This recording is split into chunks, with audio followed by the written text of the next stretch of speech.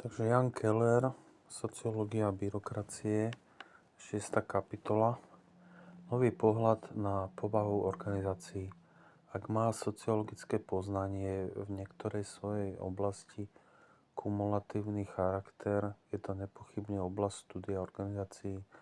Zatiaľ najrozsiahlejší pokus o syntézu doterajšieho vedenia predstavuje práca francúzskeho sociológa Michela Croizera.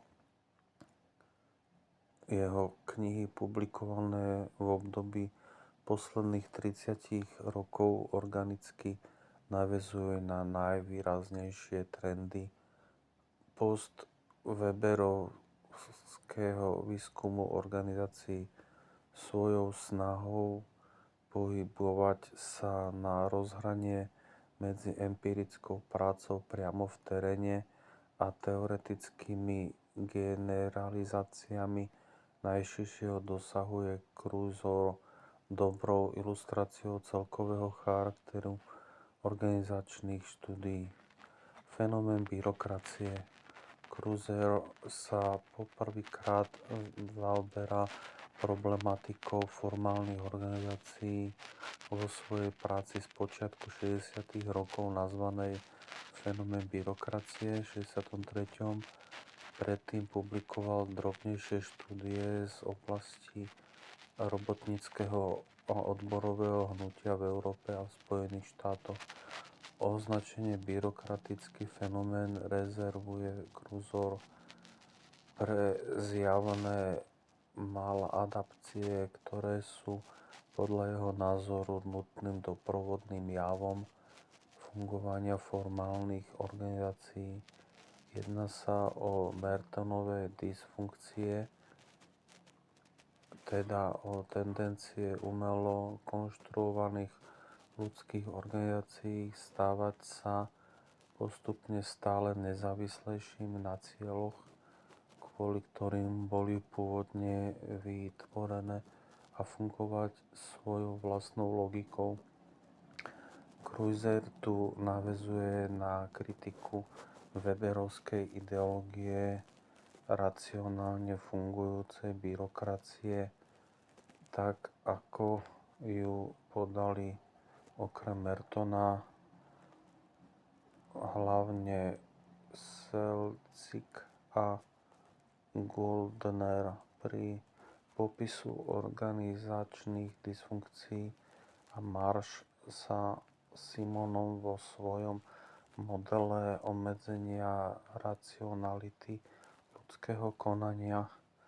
Základným problémom riadenia organizácií, a teda v istom zmysle tiež hlavným problémom všetkej sociológie organizácie, je podľa Croizera jednoduchý fakt, že každé kooperácie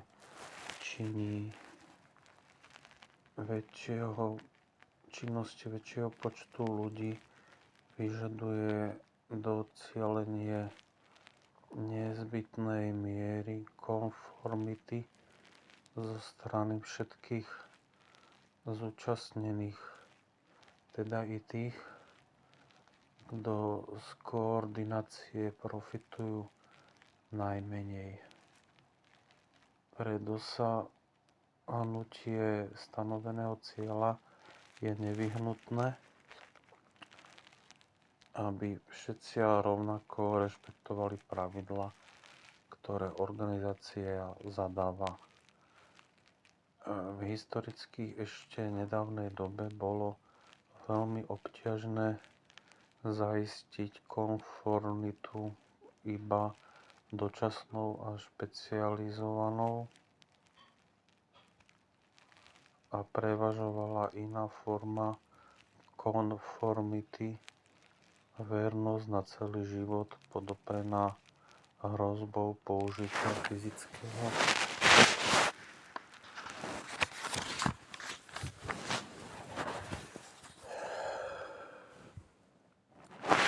násilia. Demokratizácia spoločnosti urobila drastické formy vynúcovania konformity bežných situáciách nepoužiteľnými, boli vyvinuté iné spôsoby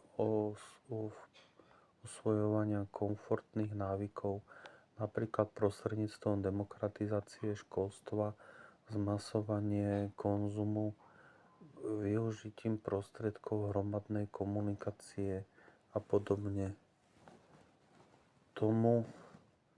Tento vývoj umožňuje organizáciám byť tolerantnejší a ohľaduplnejší voči svojim členom, pretože je oprávnené predpokladať, že požadovaná minimálna ochota ku konformnému jednania je v populácii už prítomná. Moderné formálne organizácie, čiže ak to bolo u Malika, disciplínou ovládnu dušu a ne telo. Moderná formálna organizácia vyvinuli rôzne spôsoby, ako si zaistiť potrebnú mieru konformity zo strany svojich členov. Ide o opatrenie, ktoré popisuje Max Weber vo svojom ideálne typickom modele byrokracie. Podľa Webera